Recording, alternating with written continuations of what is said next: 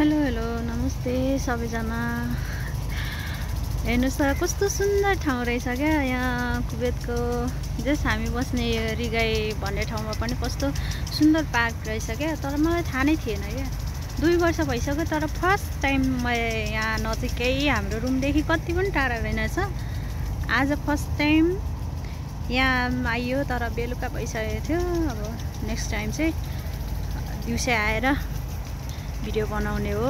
अनि फोटो खिच्नु भिडियो बनाउनु चाहिँ दिउँसो राम्रो देखिने रहेछ। हरियाली कस्तो राम्रो। यहाँ मान्छेहरू फ्यामिलीहरू साथीभाइ मजाले आएर बसेर खाएर जाँदा नि हुने रहेछ।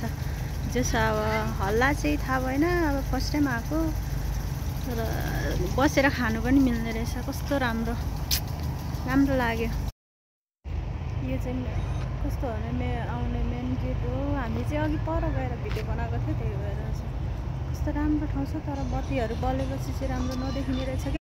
सबै बत्तीको छायाले चाहिँ राम्रो भिडियोहरू नआउँदो रहेछ क्या। यस्तो देखिँदो रहेछ।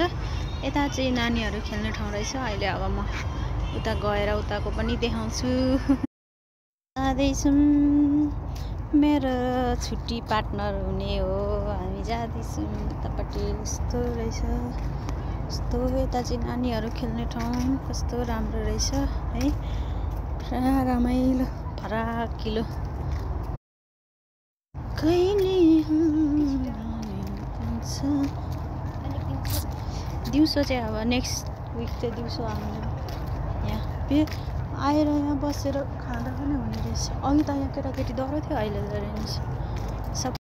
यहाँ त कसले सिलिनले पिज्जाहरू पनि पाउँछ भनेर यही भनेको रहेछ।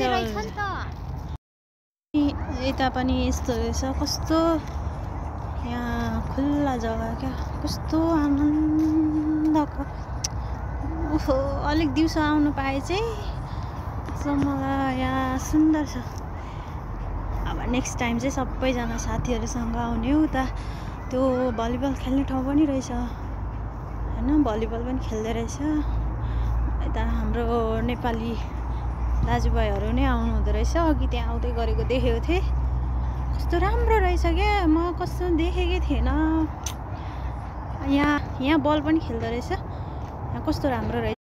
अस्ति हामीसँगै काम गर्ने एउटा साथीले चाहिँ यहाँ राम्रो राम्रो छ भन्दै हुनुहुन्थ्यो, तर हामी चाहिँ देखेकै थिएन क्या यहाँ भनेर। कस्तो राम्रो पनि रहेछ क्या। भित्रै गएर देखाइदिन्छु, मतलब भित्रै होइन यहाँदेखि कस्तो राम्रो ठाउँ रहेछ क्या।